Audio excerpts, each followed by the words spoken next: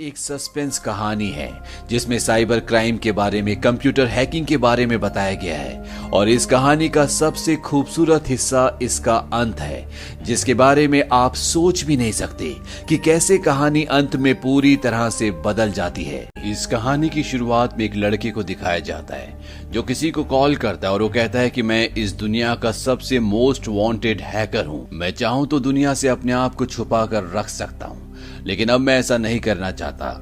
और इसके बाद वो एक फ्लैट के अंदर जाता है जहाँ पर कई लोगों की लाशें होती है। वो जमीन से बुलेट का एक कवर उठाता है और खुद से पूछता है हु एम आई, और खुद ही आंसर देता है। वो कहता है कि आई एम बेंजामिन। और इसके बाद बेंजामिन एक जगह जाता है जहाँ पर उसे इंटेरोगेशन रूम में बिठाया जाता है। दरअसल बेंजामिन बर्लिन का एक हैकर है और हैकिंग की दुनिया में उसका नाम हु एम आई है। बेंजामिन के सामने एक लेडी आकर बैठ जाती है। ये साइबर डिवीजन की हेड है और इसका नाम है हना। वो बोलती है कि तुम मुझसे मिलना चाहते थे, बताओ। बेंजामिन अपने मन में सोचता है कि ये एक ऐसा उलझा हुआ धागा है जिसका ना कोई अंत है ना शुरुआत, और इसके बीच में मैं फंसा हुआ हूँ। और इसके बाद ये कहानी पूरी पास्ट में चली जाती है जहाँ पर बेंजामिन उसे अपने बारे में बताता है। वो कहता है कि बचपन से मैं एक सुपर हीरो बनना चाहता था। मैं वो काम करना चाहता था जो इस दुनिया में कोई नहीं कर सकता। और जिस तरह से सुपरमैन, बैटमैन, स्पाइडरमैन सभी के पेरेंट्स को मार दिया गया था, उनके पास एक ट्रेजिक कहानी थी।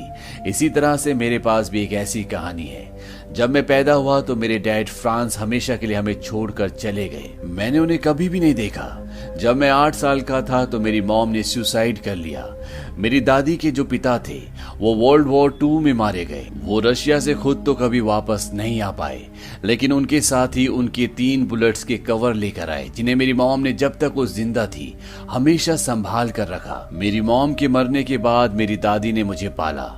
अब वापस कहानी प्रेजेंट में आती है जहाँ पर हना उसे कहती है कि मैं कोई साइकोलॉजिस्ट नहीं हूँ, तुम मुझे फ्रेंड्स ग्रुप और मिस्टर एक्स के बारे में कुछ बताने वाले थे। दरअसल फ्रेंड्स ग्रुप एक हैकिंग ग्रुप है जो कि रशिया का है और ये बहुत ही कुख्यात है। इस ग्रुप में 4 मेंबर्स हैं और मिस्टर एक्स डार्कनेट की दुनिया का एक ऐसा नाम है जिसे सबसे बड़ा हैकर माना जाता है, लेकिन उसके बारे में कोई कुछ नहीं जानता। डार्कनेट इंटरनेट की वो दुनिया होती है जहाँ पर दुनिया के सभी काले काम होते हैं। डार्कनेट पे जब भी कोई किसी को मैसेज करता है या कोई भी इंफॉर्मेशन भेजता है तो कोई किसी को ट्रैक नहीं कर सकता। और मिस्टर एक्स डार्कनेट की दुनिया का सबसे बड़ा नाम है। बेंजामिन हैना को बोलता है कि अगर आपको सच्चाई जाननी है तो आपको हर एक डिटेल को अच्छे से सुनना होगा। वो बताता है कि मैंने 14 साल की उम्र से कंप्यूटर चलाना शुरू किया। मैंने प्रोग्रामिंग लैंग्वेज सीखी और पहली बार मैंने किसी सिस्टम को हैक किया और पहली बार मुझे किसी अंतहीन दुनिया का एहसास हुआ। पहली बार मुझे एहसास हुआ कि किसी चीज में मैं अच्छा हूँ। जहाँ पूरी दुनिया इंटरनेट वेबसाइट पर अपना टाइम वेस्ट कर रही थी, वही मैं इंटरनेट की अंदर की दुनिया जिसे डार्क नेट कहा जाता है, वहां पर अपनी एक अलग दुनिया बना रहा था। यहाँ पर आप जो चाहे वो बन सकते हो। मैं दिन रात इंटरनेट पर बैठा रहता।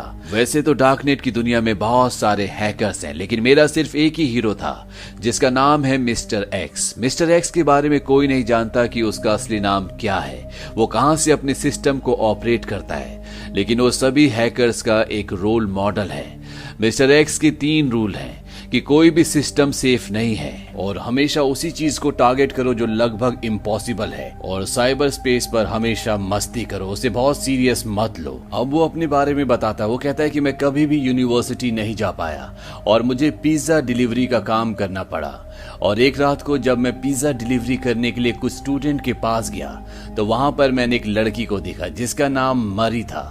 मरी कभी मेरे साथ ही पढ़ती थी और मैं उसे हमेशा से पसंद करता था। वहां पर जितने भी स्टूडेंट्स थे वो सब के सब एग्जाम की तैयारी कर रहे थे और मरी की तैयारी नहीं हुई थी और मैं उसकी मदद करना चाहता था ताकि उसकी नजरों में मैं एक सुपर हीरो बन जाऊं, उसे मुझसे प्यार हो जाए, हम दोनों की शादी हो, हमारे बच्चे हो। दरअसल वो अपने सपनों की दुनिया में खो जाता है और वो तय करता है कि वो मरी की हेल्प करेगा।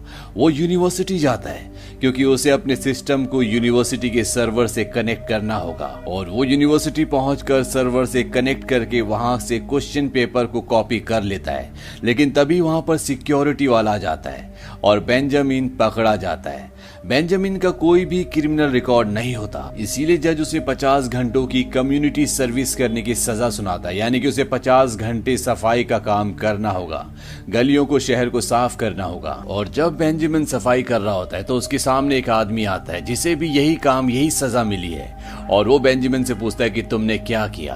बेंजामिन बोलता है कि मैंने यूनिवर्सिटी के सिस्टम को, सर्वर को हैक किया। वो आदमी बताता है कि मैं भी एक हैकर हूँ, इसका नाम मैक्स होता है। मैक्स बेंजामिन से बिल्कुल ऑपोजिट होता है। जहां बेंजामिन शाई और इंट्रोवर्ट होता है, वहीं मैक्स एक्सट्रोवर्ट और स्ट्रीट स्मार्ट होता है। इन दोनों के बीच में दोस्ती हो जाती है और मैक्स उसे शाम को एक पार्टी में बुलाता है, जहां पर वो उसे अपने दो दोस्तों से मिलवाता है जिनका नाम पॉल और स्टीफन होता है। ये दोनों भी हैकर्स हैं। ये बेंजामिन को बोलते हैं कि मैक्स ने हमें बताया कि तुम कंप्यूटर लैंग्वेज में बहुत शार्प हो, हमें साबित करके दिखाओ।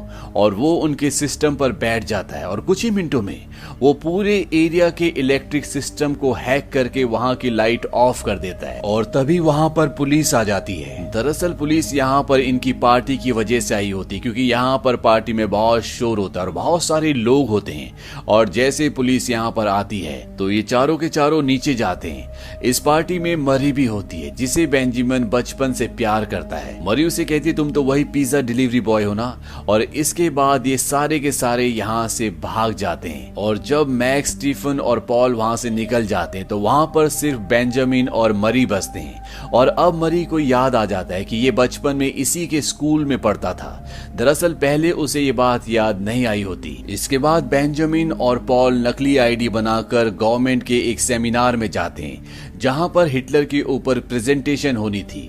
ये उस सर्वर को हैक कर लेते हैं और पास ही में जहां पर इनकी वैन खड़ी होती है, उस वैन के अंदर जाकर जब प्रेजेंटेशन में हिटलर के बारे में कुछ बोला जा रहा होता है तो ये चारों के चारों स्क्रीन पर हिटलर के बहुत फनी वीडियोस को प्ले कर देते हैं, जिससे वहां पर बैठे गवर्नमेंट के सभी अधिकारी हैरान हो जाते हैं। लेकिन वहां पर जो सिक्योरिटी होती है, उन्हें पता चल जाता है कि इस वैन के अंदर से कोई ये सब कर रहा है। वो यहां तक पहुंच जाते हैं, लेकिन इससे पहले कि वो सब इन्हें पकड़ते, ये वैन लेकर यहां से भाग जाते हैं। ऐसा करने के पीछे इनका कोई मकसद नहीं होता, ये सब इन्होंने मस्ती के लिए किया होता है। और अब ये डिसाइड करते हैं कि ये अपना एक ग्रुप बनाएंगे और ये हेडक्वार्टर बनाते हैं बेंजामिन की दादी का घर। ये अपने ग्रुप का नाम भी रख लेते हैं। इनके ग्रुप का नाम होता है क्ले, जिसकी फुल फॉर्म होती है क्लाउन्स लाफिंग एट यू। अब प्रेजेंट में बेंजामिन जहां पर हैना के सामने बैठा है, हैना उसे कहती कि मैं तुम्हारी बातों पर विश्वास क्यों करूं। और बेंजामिन उसे उसके बारे में उसका पूरा इतिहास बता देता है, क्योंकि यहाँ आने से पहले उसने उसका सिस्टम भी हैक करके उसकी पूरी इंफॉर्मेशन निकाल ली थी। बेंजामिन अब हैना को बताता है कि उन्होंने धीरे धीरे करके अपने हैकिंग की शरारतों को और भी बढ़ा दिया ताकि उनका दुनिया में नाम फैल सके। और वो एक के बाद एक कई हैकिंग करते चले गए और उनका नाम अब धीरे धीरे सोशल मीडिया पर इतना ज्यादा फैल गया था कि टीवी पर भी उनकी न्यूज आना शुरू हो गई। क्ले ग्रुप अब एक नॉर्मल ग्रुप नहीं था, बल्कि वो वर्ल्ड वाइड फेमस होना शुरू हो जाता है। और अब ये लोग मिस्टर एक्स से अपने बारे में कुछ सुनना चाहते हैं, क्योंकि वो इनका रोल मॉडल है, वो दुनिया का सबसे बड़ा हैकर है। और जब इंटरनेट पर मिस्टर एक्स से क्ले ग्रुप के बारे में पूछा जाता है तो वो कहता है कि कौन क्ले ग्रुप, मैं इसके बारे में कुछ भी नहीं जानता। इस बात से मैक्स को बहुत गुस्सा आता है। वो कहता है हम सबसे बड़े लूजर्स हैं।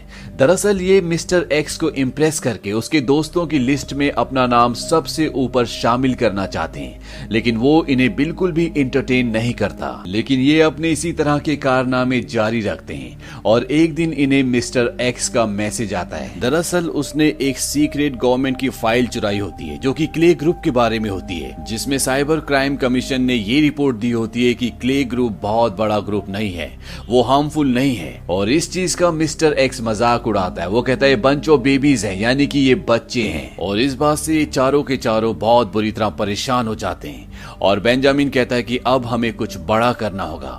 वो कहता है कि हमें BND जो कि जर्मन सेंट्रल इंटेलिजेंस है, उसकी बिल्डिंग को हैक करना होगा, तभी हमें दुनिया जानेगी। और ये चारों के चारों इस काम के लिए राजी हो जाते हैं। और अगले दिन ये उस जगह जाते हैं जहां पर जर्मन सेंट्रल इंटेलिजेंस अपना कचरा फेंकता है और वो वहां कचरे में कुछ ढूंढते हैं और इन्हें वहां पर कुछ सेंसिटिव फाइल्स मिल जाती हैं, जिसमें इन्हें कुछ इंपॉर्टेंट ईमेल आईडीज मिल जाती है। और इन ईमेल आईडी पेज के जरिए, फिशिंग पेज के जरिए ये जर्मन सेंट्रल इंटेलिजेंस यानी कि BND बिल्डिंग के अंदर जाने का अपना रास्ता खोल देते हैं और बेंजामिन इनके इंटरनल सर्वर को हैक करके वहां से सारा डेटा कॉपी कर लेता है और साथ ही साथ इनके प्रिंटर को भी हैक कर लेते हैं और अगली सुबह सभी प्रिंटर से एक ही प्रिंट निकलता है जिसमें इनकी क्लाउन का लोगो होता है और उस पर लिखा होता है Clay was here, no system is safe. और रात को इस सब के सब पार्टी कर रहे होते हैं और बेंजामिन देखता है कि यहाँ पर उसका दोस्त मैक्स उस लड़की को जिसे वो पसंद करता है जिसका नाम मरी है उसे किस कर रहा होता है। बेंजामिन गुस्सा होकर यहाँ से चला जाता है। हालांकि उसके दोस्त उसे मनाने के लिए घर पर आते भी हैं लेकिन वो दरवाजा नहीं खोलता और अब वो सारा डेटा जो उसने BND यानी कि जर्मन सेंट्रल इंटेलिजेंस का चुराया होता है वो MRX को भेज देता है ताकि उसे पता चल सके कि ये छोटे मोटे हैकर्स नहीं है और उसे वो इम्प्रेस भी कर सके, उसके दोस्तों की लिस्ट में अपना नाम शामिल कर सके। अगली सुबह एक बार फिर से बेंजामिन के तीनों दोस्त उसके घर पर आते हैं, वो उसे उठाते हैं। अब बेंजामिन और मैक्स के बीच में मरी को लेकर लड़ाई हो रही होती है। तभी ये टीवी पर न्यूज देखते हैं जिसमें न्यूज रिपोर्टर बोल रही होती है कि कल रात को जर्मन सेंट्रल इंटेलिजेंस की बिल्डिंग के अंदर कुछ हैकर्स घुसे और उन्होंने वहां से कुछ इंपॉर्टेंट फाइल्स, इंपॉर्टेंट डेटा को चुराया और उस डेटा से उन्हें ये पता चला कि क्रिप्टॉन जो कि फ्रेंड्स ग्रुप का एक मेंबर था, दरअसल असल में वो जर्मन सेंट्रल इंटेलिजेंस के लिए काम करता था। यानी कि वो BND जर्मन सेंट्रल इंटेलिजेंस का आदमी था जो फ्रेंड्स हैकिंग ग्रुप की सारी इंफॉर्मेशन जर्मन सेंट्रल इंटेलिजेंस की हेड हना को दिया करता था। हना वही है जिसे बेंजामिन पूरी कहानी सुना रहा है। दरअसल बेंजामिन ने जो डेटा चुराया था वो उसने MRX को यानी मिस्टर X को भेज दिया और मिस्टर X को उस डेटा से ये पता चला कि क्रिप्टॉन जो कि फ्रेंड्स ग्रुप का एक मेंबर है, दरअसल वो एक एजेंट है और इसीलिए वो उसका मर्डर कर देते हैं और मर्डर करने के बाद उस डेटा को भी वहां पर छोड़ देते हैं ताकि पूरा इल्जाम क्ले ग्रुप पर यानी कि बेंजामिन के ग्रुप पर आए। और यहाँ पर एक बात और पता चलती है कि MRX यानी कि मिस्टर X वो फ्रेंड्स ग्रुप का ही एक मेंबर है। लेकिन यहाँ पर हैरानी की बात ये होती है कि बेंजामिन ने जो सीक्रेट फाइल्स BND कंपनी से चुराई होती है इसके बारे में उसके तीनों फ्रेंड्स को कुछ भी नहीं पता होता। वो बेंजामिन पर गुस्सा होते हैं और वो कहते हैं कि हमने तुम्हें कहा था कि हम सिर्फ वहां पर प्रिंटर्स को हैक करेंगे ताकि उन्हें ये पता चल सके कि हम यहां तक पहुंच सकते हैं, लेकिन तुमने उनकी सीक्रेट फाइल भी चुरा ली और अब हम सब के सब फंस चुके हैं। बेंजामिन कहता है कि ये सब मैंने तुम्हारे लिए किया ताकि हैकिंग की दुनिया में, डार्क नेट की दुनिया में हमारा नाम हो सके और हम MRX यानी मिस्टर X तक भी पहुंच सके। लेकिन अब पुलिस इनके पीछे है। बेंजामिन कहता है कि अगर हमें बचना है तो हमें ये पता करना पड़ेगा कि MRX के चेहरे के पीछे असली चेहरा कौन सा है, क्योंकि असल में पुलिस हमें नहीं बल्कि मिस्टर X यानी कि MRX को ढूंढ रही है। और अब इन्हें मिस्टर X जिसे दुनिया ने आज तक नहीं देखा उसे किसी भी हालत में दुनिया के सामने लाना होगा ताकि ये अपने आप को बेगुनाह साबित कर सकें। और इसीलिए बेंजामिन एक पब्लिक सिस्टम से मिस्टर X से कांटेक्ट करता है, वो उसके पास जाता है। दरअसल यहाँ पर जो इनकी आपस में चैटिंग चल रही होती है उसे इस कहानी में इस तरह से दिखाया गया है कि आमने सामने बैठकर बातें कर रहे हैं। और अब बेंजामिन मिस्टर X के सामने बैठा होता है। बेंजामिन मिस्टर X से कहता है कि जो डेटा मैंने तुम्हें दिया था तुमने उसे रशियन माफिया को बेच दिया और इसीलिए अब सरकार ने हमारे क्ले ग्रुप को, फ्रेंड्स ग्रुप को और साथ ही साथ तुम्हें भी एक टेररिस्ट हैकिंग ग्रुप घोषित कर दिया है, जबकि हम जानते हैं कि फ्रेंड्स ग्रुप के तुम ही मेंबर हो, वो तुम्हारा ही ग्रुप है और अब हम भी इसमें शामिल होना चाहते हैं। मिस्टर X कहता है कि अगर तुम इसमें शामिल होना चाहते हो तो तुम्हें यूरोपोल में एक ट्रोजन को इंस्टॉल करना होगा।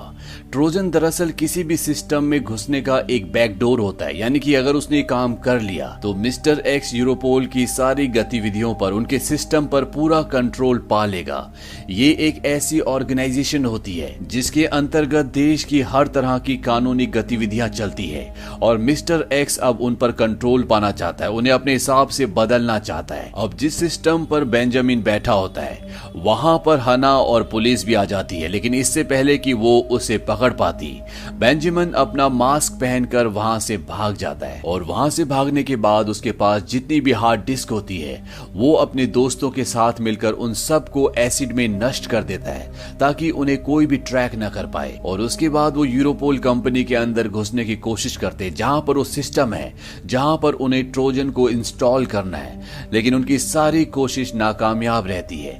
और इसी कोशिश के दौरान मैक्स का हाथ भी हर्ट हो जाता है। और जब ये कंपनी के बाहर होते हैं तो ये देखते हैं कि वहां पर कुछ स्कॉलर्स जो कि विजिटर्स के तौर पर यहाँ पर आए होते हैं, उनमें से एक का विजिटर पास गिर जाता है।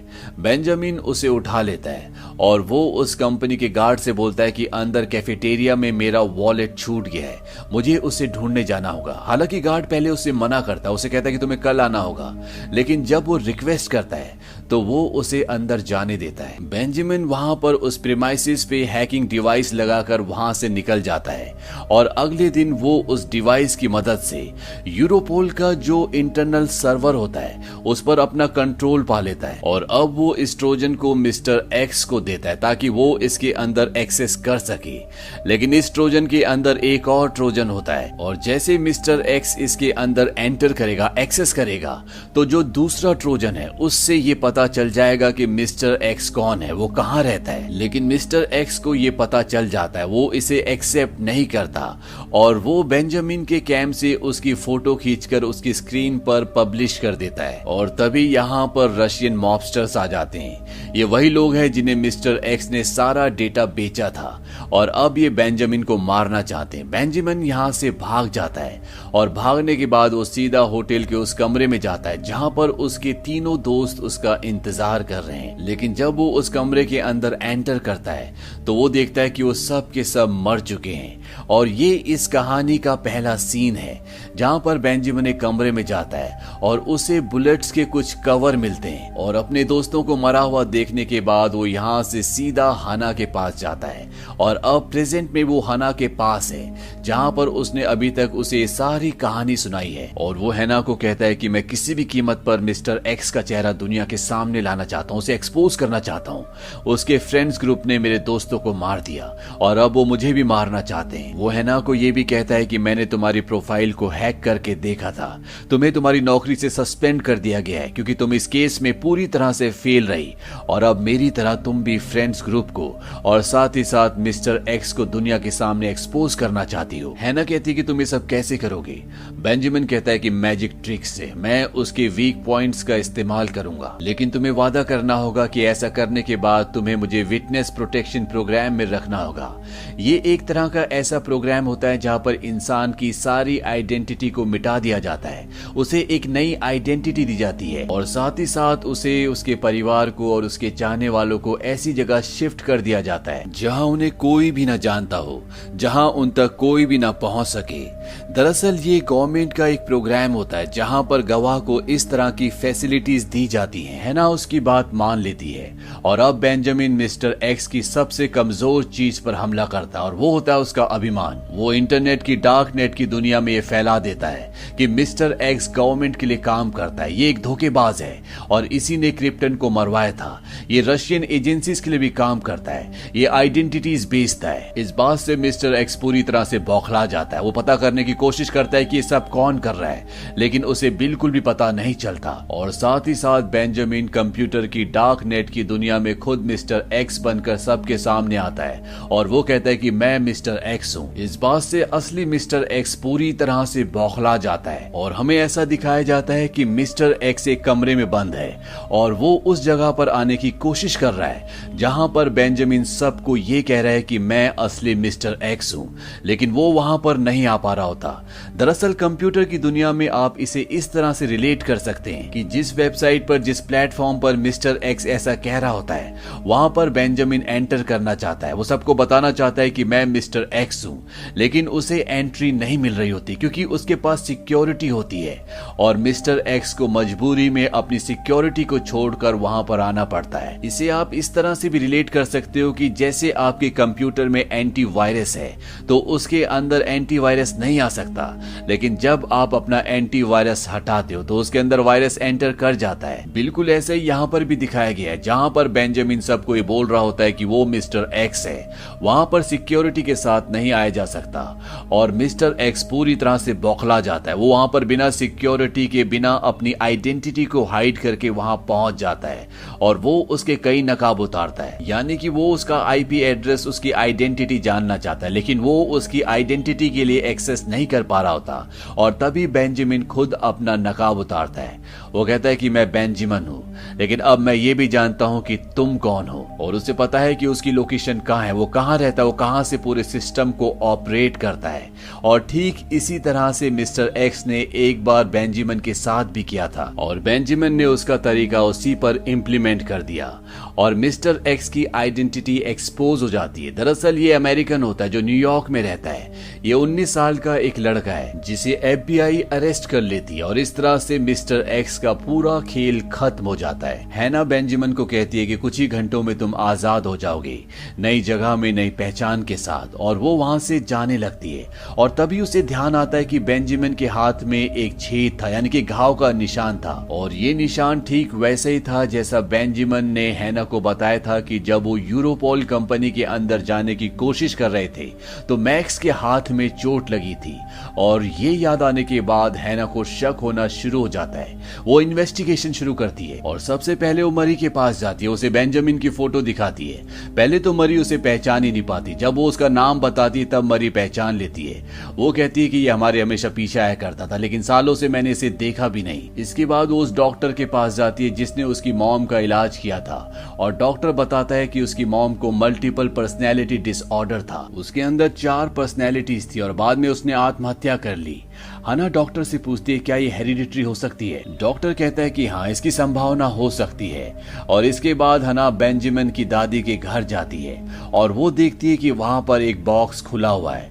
ये वही बॉक्स था जहां पर उसकी दादी के पिताजी की वर्ल्ड वॉर 2 के वक्त की वो गोलियों के कवर थे जो वो हमेशा संभाल कर रखता था। और अब हना को सब कुछ समझ में आ जाता है। वो बेंजामिन के पास जाती है और वो कहती है कि होटल के कमरे में हमें एक भी लाश नहीं मिली, क्योंकि ऐसे कोई इंसान थे ही नहीं, ये सब तुम्हारी इमेजिनेशन थी और आज तक जो कुछ हुआ वो सब कुछ तुमने अकेले ही किया। और होटल के कमरे में जो उसे गोलियों के कवर मिले थे, ये वही कवर थे जो बचपन से उसकी मॉम और उसके बाद वो खुद संभाल कर रखता था, जो वर्ल्ड वॉर 2 के वक्त के हैं। दरअसल सच यही होता है, बेंजामिन की मॉम को जो बीमारी थी वही बीमारी बेंजामिन को भी है। उसे भी मल्टीपल पर्सनैलिटी डिसऑर्डर है और जिनके साथ वो सारे हैकिंग के काम कर रहा था, यानी कि मैक्स, पॉल, स्टीफन, दरअसल वो खुद ही था। ऐसे नाम के कोई भी इंसान इस दुनिया में एग्जिस्ट नहीं करते, क्योंकि अब ये प्रूव हो चुका है कि वो मेडिकली फिट नहीं है।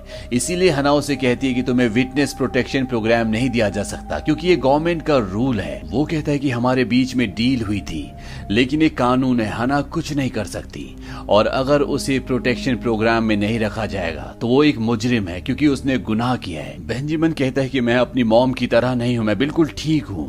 और इससे पहले कि हना उसे कोर्ट में पेश करती, वो उसे कहती है कि तुम्हारे पास 5 मिनट है, तुम अपनी आइडेंटिटी बदल सकते हो। और वो उसे सर्वर रूम में भेज देती है और वहां पर ये दिखाया जाता है कि बेंजामिन अपनी आइडेंटिटी बदलता नहीं है, बल्कि वो पूरी तरह से उसे मिटा देता है, यानी कि वो इस दुनिया में पैदा हुआ ही नहीं, उसका कोई भी रिकॉर्ड नहीं है। और हना बेंजामिन को गाड़ी में एक जगह छोड़ देती है। हालांकि उसे रियलाइज हो जाता है कि बेंजामिन ने उसे धोखा दिया है, क्योंकि उसकी वजह से जो उसे चाहिए था वो उसे मिल चुका है। मिस्टर एक्स और फ्रेंड्स ग्रुप अब पूरी तरह से पुलिस की हिरासत में है। और अंत में दिखाया जाता है कि बेंजामिन एक पानी के शिप में है और तभी उसके पास मरी, मैक्स, बेंजामिन और पॉल आ जाते हैं। यहाँ पर एक और बहुत बड़ा खुलासा होता है कि बेंजामिन ने ये पूरी प्लानिंग की थी कि हना को ये विश्वास हो जाए कि उसे भी वही बीमारी है जो उसकी मॉम थी।